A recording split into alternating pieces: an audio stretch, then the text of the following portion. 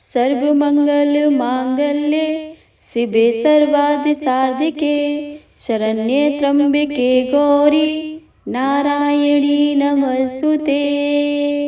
जय माता दी। हे प्रिय भक्तों, आज 2025 का पहला शुक्रवार है और आप सभी श्रवण करेंगे माता अन्नपूर्णा और माता वैभव लक्ष्मी की बहुत ही दुर्लभ एवं पावन व्रत कथा। हे प्रिय भक्तों, आप सभी पर माता अन्नपूर्णा और माता वैभव लक्ष्मी की कृपा सदा सर्वदा ही बनी रहे।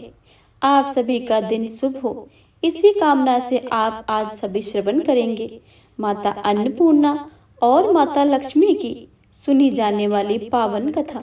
आप सभी से विनम्र अनुरोध है कि इन कथाओं को पूरे भक्ति भाव से और प्रसन्न मन चित्त से पूरा अवश्य सुने और कमेंट बॉक्स में माता अन्नपूर्णा की जय, माता वैभव लक्ष्मी की जय लिखना बिल्कुल भी मत भूलिएगा।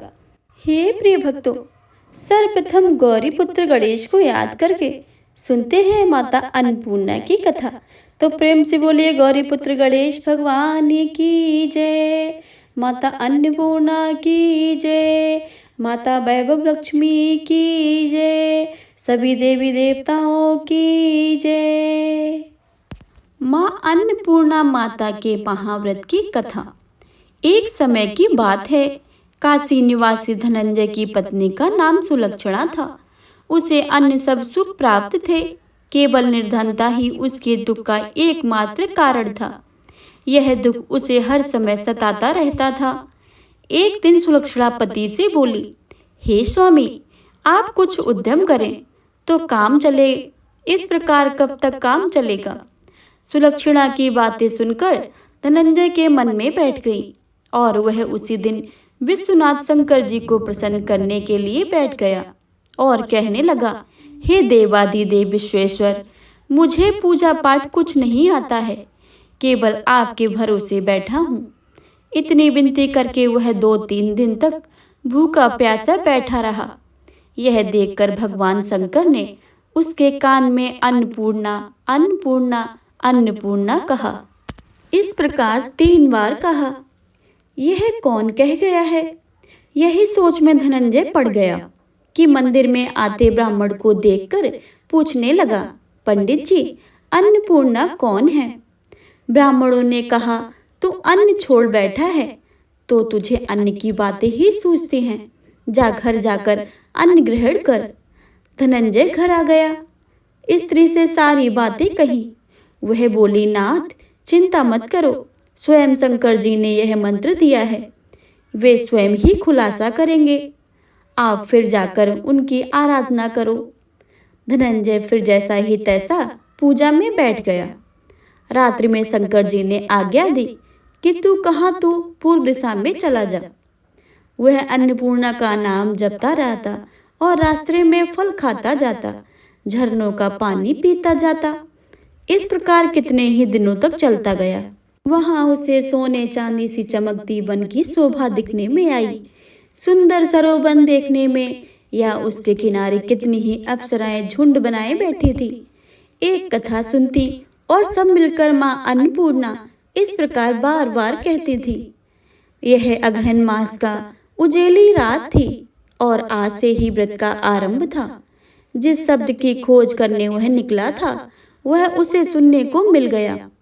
धनंजय ने उसके पास जाकर पूछा कि हे देवियों, आप यह क्या करती हो? उन सब ने कहा कि हम माँ अन्नपूर्णा का व्रत करती हैं।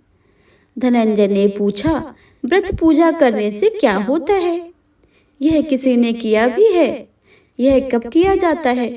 कैसा व्रत है और कैसी विधि है? मुझसे भी विस्तार में बतलाइए।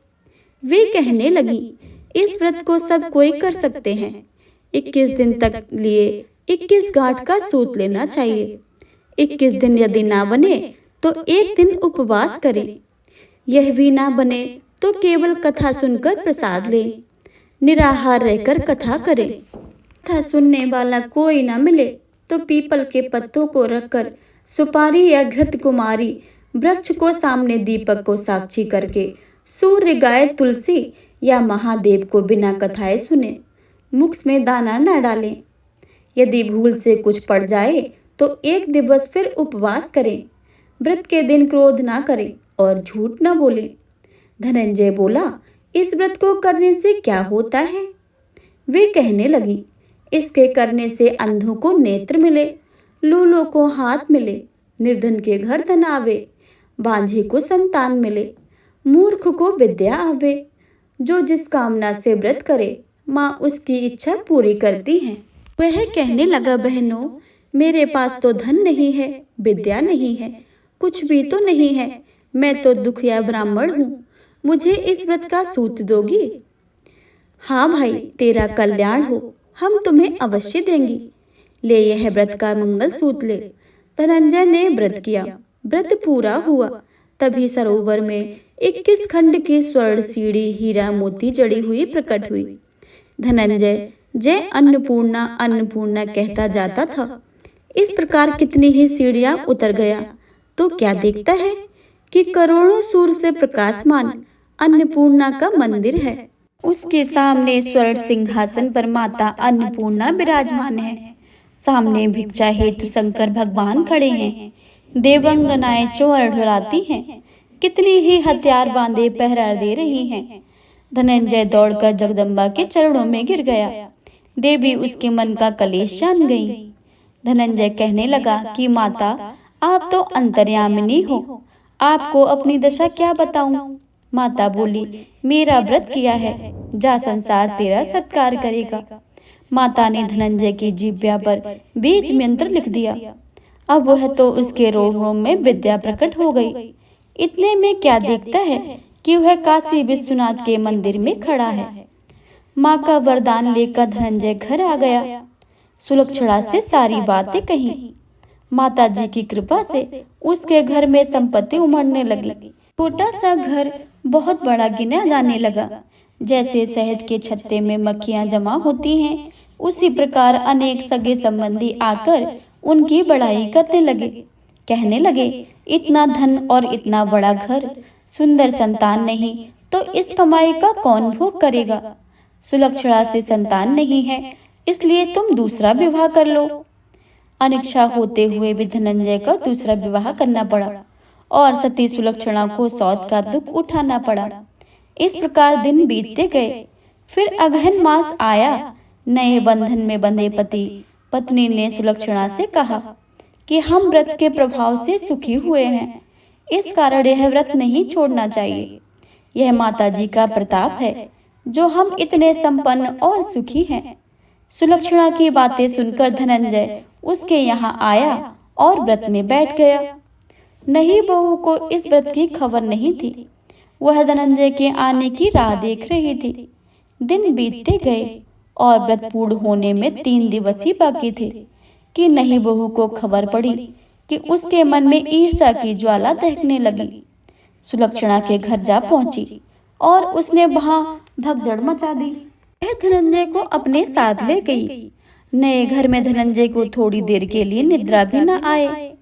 इस समय नई बहू ने उसका व्रत का सूत तोड़कर आग में फेंक दिया। अब तो माता जी का क्रोध जाग गया। घर में अकस्मात आग लग गई। सब कुछ जलकर खाक हो गया। सुलक्षणा जान गई और पति को फिर अपने घर ले आई। नई बहू रूठकर पिता के घर जा बैठी। पति को परमेश्वर मानने वाली सुलक्षणा बोली, नाथ, घबराना नहीं, माता जी की कृपा अलौकिक है। पुत्र कुपुत्र हो जाता है पर माता कुमाता नहीं होती है। अब आप श्रद्धा और भक्ति से आराधना शुरू करो, वे जरूर हमारा कल्याण करेंगी। धनंजय फिर माता के पीछे पड़ गया। वहीं वह सरोवर सीढ़ी प्रकट हुई। उसमें माँ अन्नपूर्णा कहकर उतर गया। वहां जाकर माता जी के चरणों में रुदन करने लगा। माता प्रसन्न होकर बोली, यह मेरी स्वर्ण की मूर्ति ले और इसकी पूजा करना, तू फिर सुखी हो जाएगा। जा, तुझे मेरा आशीर्वाद है। तेरी स्त्री सुलक्षणा ने श्रद्धा से मेरा व्रत किया है, उसे मैंने पुत्र दिया है। धनंजय ने आंखें खोली तो खुद को काशी विश्वनाथ के मंदिर में खड़ा पाया। वहां से फिर उसी प्रकार को घर आया। इधर सुलक्षणा के दिन चढ़े और महीने पूरे होते ही पुत्र का जन्म हुआ। गांव में आश्चर्य की लहर दौड़ गई। इस प्रकार उसी गांव के निसंतान सेठ के पुत्र होने पर उसने माता अन्नपूर्णा का मंदिर बनवा दिया। उससे माता जी धूमधाम से पधारी, यज्ञ किया और धनंजय को मंदिर के आचार्य का पद दे दिया। जीविका के लिए मंदिर की दक्षिणा को रहने के लिए बड़ा मंदिर सा भवन दिया। धनंजय स्त्री पुत्री सहित वहां रहने लगा। माता जी के चढ़ावे से भरपूर आमदनी होने लगी। उधर नहीं बहू के पिता के घर डाका पड़ गया और सब लुट गया। वे भीख मांगकर पेट भरने लगे। सुलक्षणा ने जब यह सुना तो उन्हें बुलावा भेजा, अलग घर में रख लिया और उनके अस्त्र वस्त्र का प्रबंध किया। धनंजय, सुलक्षणा, उसका पुत्र माता जी की कृपा से आनंद से रहने लगे। माता जी ने इनके भंडारे भरे, वैसे ही सबके भंडारे भरे। इनसे बोले माता अन्नपूर्णा की जय। प्रिय श्रोताओं, आइए आप सुनते हैं माता लक्ष्मी की वैभव लक्ष्मी व्रत की कथा। तो आप पूरे भक्ति भाव से और मन लगाकर पूरा अवश्य सुने। किसी शहर में अनेक लोग रहते थे। सभी अपने अपने कामों में लगे रहते थे। किसी को किसी की परवाह नहीं थी। भजन कीर्तन, भक्ति भाव, दया माया, परोपकार जैसे संस्कार कम हो गए हैं। शहर में बुराइयां बढ़ गई थी। शराब, जुआ, रेस, व्यभिचार, चोरी, डकैती वगैरह बहुत से गुनाह शहर में होते थे। इतने बावजूद शहर में कुछ अच्छे लोग भी रहते थे। ऐसे ही अच्छे लोगों में शीला और उनकी पति की गृहस्थी मानी जाती थी। शीला धार्मिक प्रवृत्ति की थी और संतोषी स्वभाव वाली थी। उनका पति भी विवेकी और सुशील था। शीला और उसका पति कभी किसी की बुराई नहीं करते थे और प्रभु भजन में अच्छी तरह समय व्यतीत करते थे। शहर के लोग उनकी गृहस्थी की सराहना करते थे। देखते ही देखते समय बदल गया। शीला का पति बुरे लोगों से दोस्ती कर बैठा। वह जल्द से जल्द करोड़पति होने को ख्वाब देखने लगा, इसलिए वह गलत रास्ते पर चल पड़ा। फलस्वरूप वह करोड़पति बन गया। यानी रास्ते भर भटकते भिखारी जैसी उसकी हालत हो गई थी। शराब, जुआ, रेस, चरस, गांजा वगैरह बुरी आदतों में शीला का पति भी फंस गया। दोस्तों के साथ उसे भी शराब की आदत हो गई। इस प्रकार उसने अपना सब कुछ रेस, जुआ में गवा दिया था। शीला को पति के बर्ताव से बहुत दुख हुआ, किंतु वह भगवान पर भरोसा रखकर सब कुछ सहने लगी। वह अपना अधिकांश समय प्रभु भक्ति में बिताने लगी। अचानक एक दिन दोपहर को उनके द्वार पर किसी ने दस्तक दी। शीला ने द्वार खोला तो देखा एक माजी खड़ी थी। वे बड़ी उम्र की लगती थी, किंतु उनके चेहरे पर अलौकिक तेज निखर रहा था। उनकी माँ आंखों में मानो अमृत सा बह रहा था। उनका भव्य चेहरा करुणा और प्यार से छलकता था। उनको देखते ही शीला के मन में अपार शांति छा गई। वैसे शीला इस माजी को पहचानती न थी, फिर भी उनको देखकर शीला के रोम रोम में आनंद सा छा गया। शीला माजी को आदर के साथ घर में ले आई। घर में बिठाने के लिए कुछ भी नहीं था, अतः शीला ने सकचाकर एक फटी हुई चादर पर उनको बिठाया। माजी ने कहा, क्यों शीला, मुझे पहचाना नहीं? शीला ने सकचाकर कहा कि माँ, आपको देखते ही बहुत खुशी हो रही है, बहुत शांति हो रही है। ऐसा लगता है कि मैं बहुत दिनों से जिसे ढूंढ रही हूँ वो आप ही हैं, पर मैं आपको पहचान नहीं सकती। माजी ने कहा, क्यों मुझे भूल गई? हर शुक्रवार को लक्ष्मी जी के मंदिर में भजन कीर्तन होते हैं, तब मैं भी वहाँ आती हूँ। वहाँ हर शुक्रवार को हम मिलते हैं। पति गलत रास्ते पर जब से चला गया, तब से शीला बहुत दुखी हो गई थी और दुख की मारी लक्ष्मी जी के मंदिर में भी नहीं जाती थी। बाहर के लोगों के साथ नजर मिलाते उसे शर्म लगती थी। उसने याददाश्त पर जोर दिया, पर माजी याद नहीं आ रही थी। तभी माजी ने कहा कि तू लक्ष्मी जी के मंदिर में कितने मधुर भजन गाती थी, अभी अभी तू दिखाई नहीं दी, इसलिए मुझे हुआ कि तू क्यों नहीं आती है, कहीं बीमार तो ना हो गई। ऐसा सोचकर मैं तुझसे मिलने चली आई। माजी के अति प्रेम भरे शब्दों से शीला का हृदय पिघल गया। उसकी आंखों में आंसू आ गए। माजी के सामने वह बिलक बिलक कर रोने लगी। यह देखकर माजी शीला के नजदीक सिर गए और उसकी सजगती पीठ पर प्यार भरा हाथ फेरकर सांत्वना देने लगी। माजी ने कहा, सुख और दुख तो धूप छांव जैसे होते हैं। सुख के पीछे दुख आता है तो दुख के पीछे सुख भी आता है। धैर्य रखो बेटी, तुझे क्या परेशानी है? तेरे दुख की बात मुझे सुना, तेरा मन भी हल्का हो जाएगा और तेरे दुख का कोई उपाय भी मिल जाएगा। माँ जी की बात सुनकर शीला के मन को शांति मिली। उसने माँ जी को कहा कि माँ, मेरी गृहस्थी में भरपूर सुख और खुशियाँ थी। मेरे पति भी सुशील थे। भगवान की कृपा से पैसे की बात में भी हमें संतोष था। हम शांति से गृहस्थी चलाते, ईश्वर भक्ति में अपना वक्त व्यतीत करते थे। यह क्या हमारा भाग्य हमसे रूठ गया। मेरे पति को बुरी दोस्ती हो गई। बुरी दोस्ती की वजह से वे शराब, जुआ, रेस, चरस, गांजा वगैरह खराब आदतों के शिकार हो गए और उन्होंने सब कुछ गवा दिया और हम रास्ते के भिखारी जैसे बन गए। यह सुनकर माँ जी ने कहा, सुख के पीछे दुख और दुख के पीछे सुख आता ही रहता है। ऐसा भी कहा जाता है कि कर्म की गति न्यारी होती है। हर इंसान को अपने कर्म भुगतने ही पड़ते हैं। इसलिए तू चिंता मत कर, अब तू कर्म भुगत चुकी है। अब तुम्हारे सुख के दिन अवश्य ही आएंगे। तू तो माँ लक्ष्मी जी की भक्त है और माँ लक्ष्मी जी तो प्रेम और करुणा के अवतार हैं। वे अपने भक्तों पर हमेशा ममता रखती हैं। इसलिए तू धैर्य रखकर माँ लक्ष्मी जी का व्रत कर, इससे सब कुछ ठीक हो जाएगा। माँ लक्ष्मी जी का व्रत की बात सुनकर शीला के चेहरे पर चमक आ गई और उसने पूछा कि माँ लक्ष्मी जी का व्रत कैसे किया जाता है, वह मुझे समझाइए। मैं यह व्रत अवश्य ही करूंगी। माँ जी ने कहा, बेटी, माँ लक्ष्मी जी का व्रत बहुत सरल है। उसे वरलक्ष्मी व्रत या भैरव लक्ष्मी व्रत भी कहा जाता है। यह व्रत करने वाले की सब मनोकामनाएं पूर्ण होती हैं। वह सुख संपत्ति और यश प्राप्त करता है।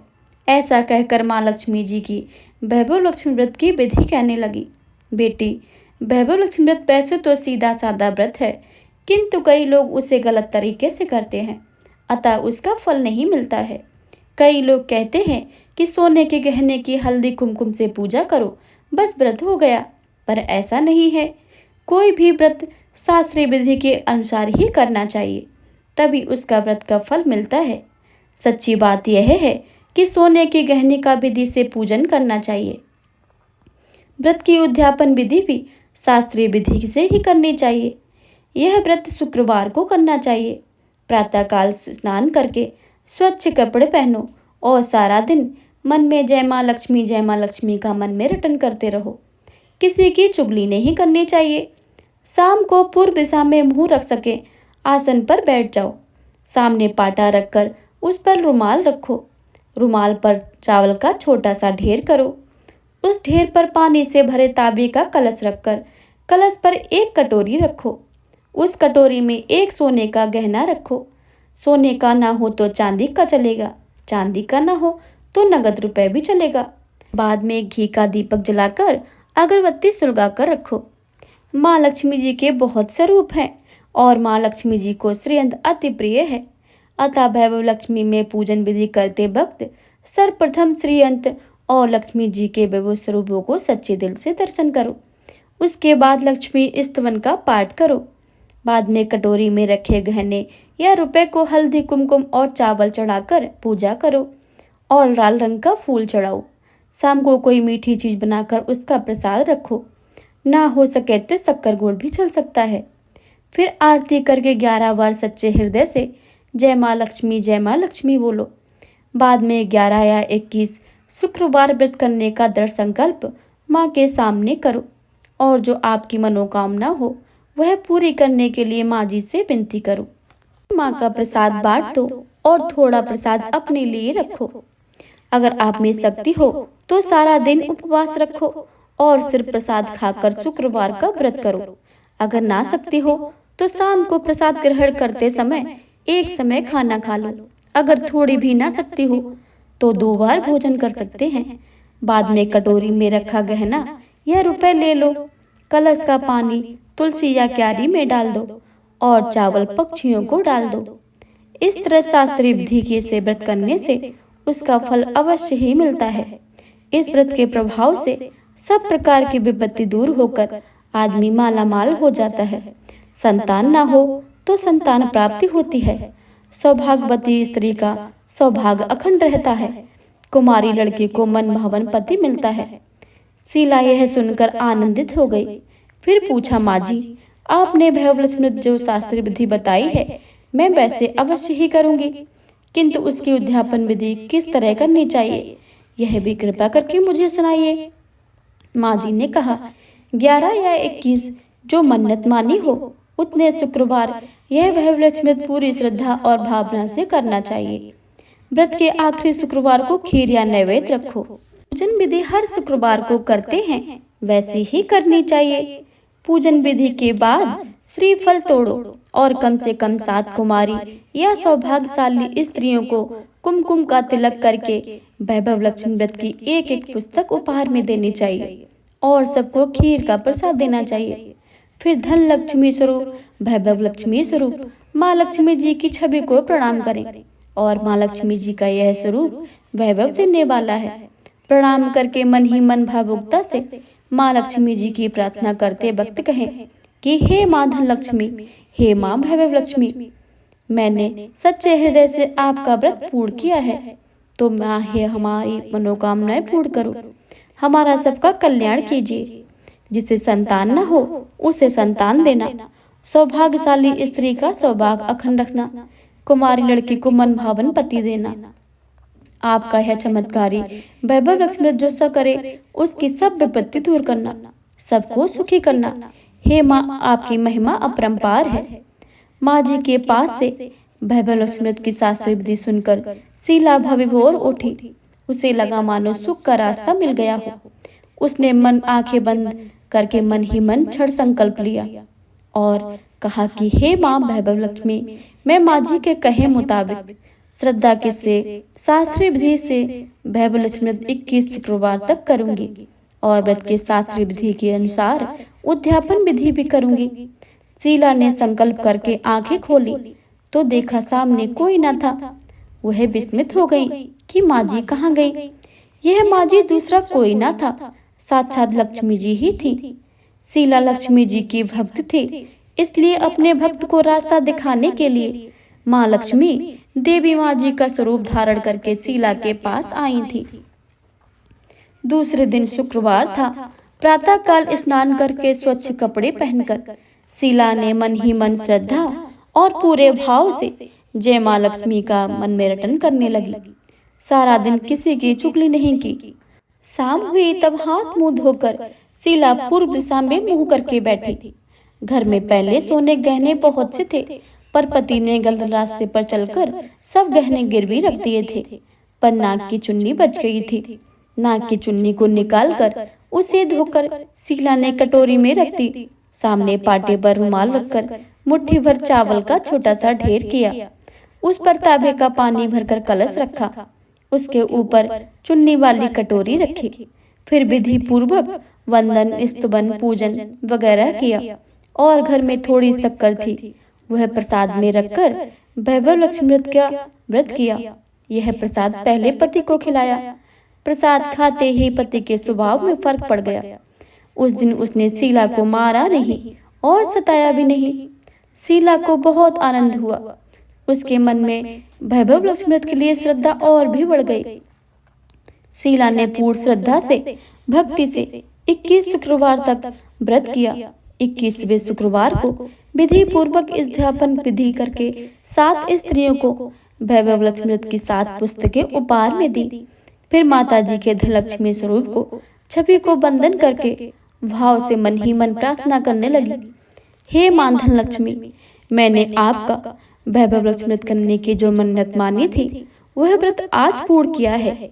हे माँ, हमारे हर विपत्ति को दूर करो, हमारा सबका कल्याण करो। जिसे संतान न हो उसे संतान देना, सौभाग्यवती स्त्री का सौभाग्य अखंड रखना, कुंवारी लड़की को मन भावन पति देना। जो आपका यह चमत्कारी वैभव लक्ष्मी जो करे उसकी सब विपत्ति दूर करना, सबको सुखी करना। हे माँ, आपकी महिमा अपरंपार है। ऐसा बोलकर लक्ष्मी जी के धनलक्ष्मी स्वरूप को छवि को प्रणाम किया। इस तरह शास्त्रीय विधि से शीला ने श्रद्धा से व्रत किया और तुरंत ही उसे फल मिला। उसका पति सही रास्ते पर चलने लगा और अच्छा आदमी बन गया और कड़ी मेहनत करके व्यवसाय करने लगा। धीरे धीरे समय परिवर्तित हुआ और उसने शीला के गिरवी रखे हुए गहने छुड़ा लिए। घर में धन की बाढ़ सी आ गई। घर में पहले जैसी सुख शांति छा गई। वैभव लक्ष्मी के प्रभाव को देखकर मोहल्ले की दूसरी स्त्रियां भी शास्त्रीय विधि से वैभव लक्ष्मी करने लगी। हे मां धनलक्ष्मी, आप जैसे शीला पर प्रसन्न हुई हैं, उसी तरह आपका व्रत करने वाले सब पर प्रसन्न होना। हे वैभव लक्ष्मी माँ, आपकी इस व्रत कथा को सुनने वाले, पढ़ने वाले तथा हुंकार भरने वाले सब पर अपनी कृपा बनाए रखना। प्रेम से बोलिए जय धनलक्ष्मी माँ, जय वैभव लक्ष्मी माँ।